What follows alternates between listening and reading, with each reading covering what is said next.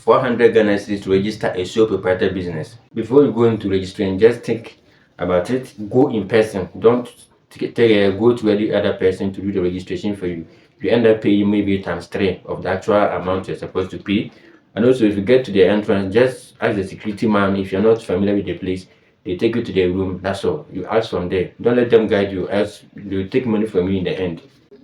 When you're going there, just try and go with at least 4 business names, so that if one is taken, they can quickly replace it with another one for you. Most of us have not yet registered our businesses, so today I'm going to share something small with you based on how you can register your business in Ghana, whether sole proprietor, company, or partnership. Understand? So this is the right body for you to go and have your business registered and recognized by the Ghanaian government if you're in Ghana. I started operation somewhere 2020, but I registered my business in January. So on 23rd January, that was where this business got registered. You can see it. University Farms. Alright, so I just want to share something small with you on what and how you can get your business also registered. Because registering your business is very important and it makes you trustworthy when people want to contact you, and even you can also apply for some grants and you might get a chance of being shortlisted and then winning the grant itself. So most of the time when we want to do something, especially with the Ghanaians, we are too, I don't know, to say whether we are timid or we are afraid, or yes, most of us, we don't want to go to the right body ourselves. So we prefer to get other people to do it for us. We like depending on other people to do things, but that is wrong. In terms of registering a business, it is your business and you need to go there, get to understand what is happening and the requirements. So I always say visit the right body yourself, wherever you're located. You definitely find the Registrar General office there. Go there, ask them questions. They will answer you. You understand? Avoid going to the third party. Because I'll tell you something shortly about the time I was trying to register my business. First of all, I knew people who got their businesses registered in the same year I wanted to register mine. But the difference between us is that they paid higher for the same category of business. You understand? Because you have sole proprietorship, partnership, and then company. Sole proprietorship means the business is owned by you alone. With that, the requirement is very simple. Your name and your Ghana card, you register it as one-man business. You are good to go. And also, if it's a company, you need a lot of people. So mostly, people who really start business, they prefer to start as sole proprietorship and later change to companies when the business is doing well for them and they need to bring a lot of people on board. Then they make it a company. So what happened is that when they went to register, because they were not, or because they didn't go there by themselves, they either relied on third parties to register for them. So they paid, I think it was 400 Ghana cedis. 400 Ghana cedis to register a sole proprietor business.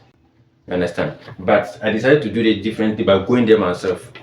For me, that is my nature. I usually want to get there and have that feeling myself. So when I got there, these are the receipts and other things. So once others were paying 400 Ghana cedis, I paid the actual certificate or the form costed me 100 cedis. But my guys who had to hire some people to register for them at 400 Ghana cedis. That was the difference. So you understand? So I mean, I've got 300 to myself. One thing also about registering this business is that most people go to see that the Ghanaians here, we usually are timid, so we always want people to talk on our behalf. So if you enter the premises, you are likely to encounter people who try to approach you, like either the security men or other staff there. Theirs is to guide you on how to go about it, and by so doing, they end up taking some money from you. You understand? So they will try to guide you, and in the end of it, you pay them. That's also their service to you. But just greet the security man. If you're not sure of the place, greet the security man, enter the office yourself, go to the actual staff there seated in front of the computers, ask them questions. They'll direct you to the right place, and then you can have your questions answered and you not pay any extra fee over there. Before you register your business, know that the name you want to go and register the business with, you should have at least four to six business names, because sometimes what you are thinking, somebody else has already thought about it and has registered it long ago. So you go there only to mention your business and somebody is using it already. And sometimes too, people register this business, but they are not even operating it. But they just saw the name to be too unique and nice. So they secured the name and kept it somewhere. So you need to go with at least 4 to 6 business names. So in case they type this into the system and it is picked, they tell you, change it. You give another one. They type, it is picked. You change it. That is what happens. So I went with 3. So my first one was taken. The second was where I got the name. And mostly too, if the names sound similar, the name, like the pronunciation almost sounds similar as how the spelling, which is that sometimes they don't want to register that business for you because it might confuse people and the customers. So they either tell you to change it or modify it in a way so that the sound will be different. So that is what you need to also know. Go with at least 4 to 6 business names to register your business.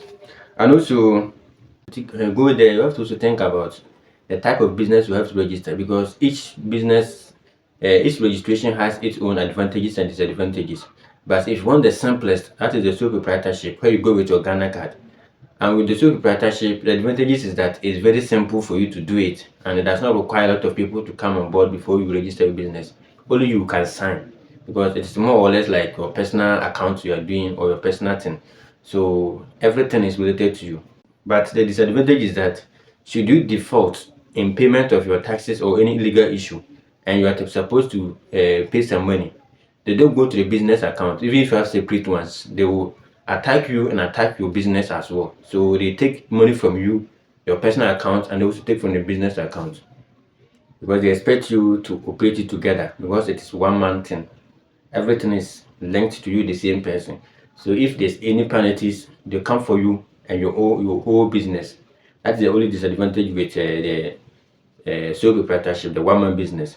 But with the company, a lot of people come together, so you can distribute the risk, and they have company accounts. So if the company is owing some money to somebody, they come to attack the company and leave the individuals.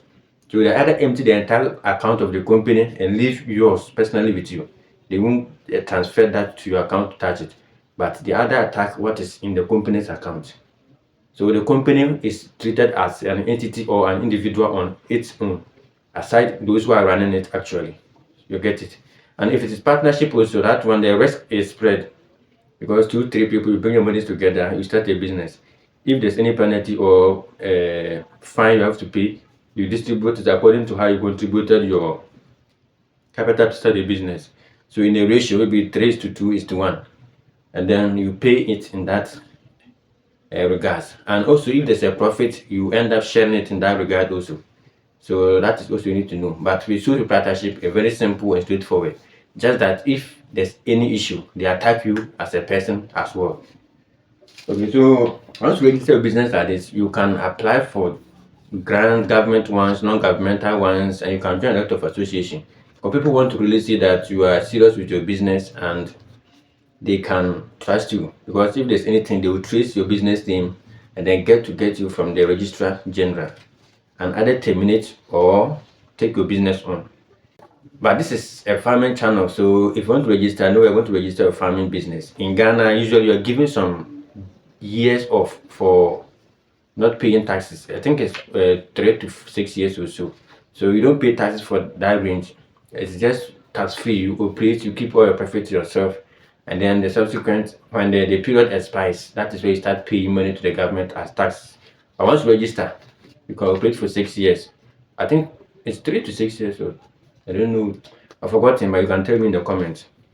Okay, so it is very important for you to register. And once you register your business, you can apply for grant. Like I just told you can apply for grant, and you can also use that to at least make people trust your business. They know that it has come to stay. It is a one-man thing. But mostly with grants, they usually do not invest in one-man businesses. They want a lot of people. In case they don't get that single person running the business, they can get the other partners involved. And also in my part of the world here, with the one-man businesses, once the visionary leader dies, like the one who started the business is no more, the business will definitely collapse. That is what is happening with one-man businesses. So people really do not want to invest in one-man businesses. And the same thing also applies to grants. If they're given to you, they want to really see that even if you're not there, the people there can let the business run. So that's the difference. So before you go into registering, just think about it, go in person. Don't go to any other person to do the registration for you. You end up paying maybe times 3 of the actual amount you're supposed to pay. And also, if you get to the entrance, just ask the security man. If you're not familiar with the place, they take you to the room. That's all. You ask from there. Don't let them guide you, else they'll take money from you in the end. When you're going there, just try to go with at least 4 business names, so that if one is taken, they can quickly replace it with another one for you, and you should be fine with it. Don't fear. It is the same thing with most of us with applications. Somebody has gone to school, university, graduated, done his masters, but when he wants to apply for something, he doesn't want to do it himself, but will rather go to another person, and the person end up taking money from him. Usually, I prefer to do all my applications by myself. If I get rejected, I look at it. I better it next time I apply, I get rejected. That is what happens. Even if you get rejected, you keep it to yourself. If you win, you keep it to yourself. Nobody knows what is happening. You are doing everything indoors and in your own way. But if you're going through somebody else and you get rejected, maybe there was some typo error with the person because you were not there yourself. Just that small mistake can turn your whole business upside down. You understand? Or can cause the rejection of your application. So do it yourself. If you make any mistake, you know that at least you caused it and you'll be happy with it.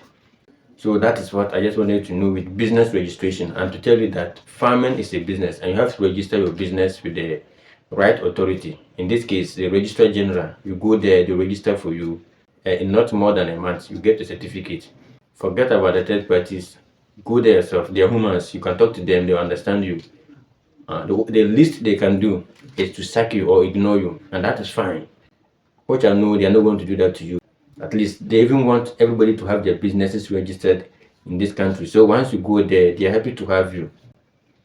So in case you're also going to register like a sole proprietor, you go with some passport pictures and maybe your Ghana card. If you're Ghanaian, your Ghana card. Fortunate enough now that because of the digital Ghana we have now, they can use your Ghana card as your TIN number. Exactly. The Ghana card number as your TIN number. But in this case, I have a separate one for my business because I already had a TIN number before the Ghana card came into existence. So go register your business with the right authority.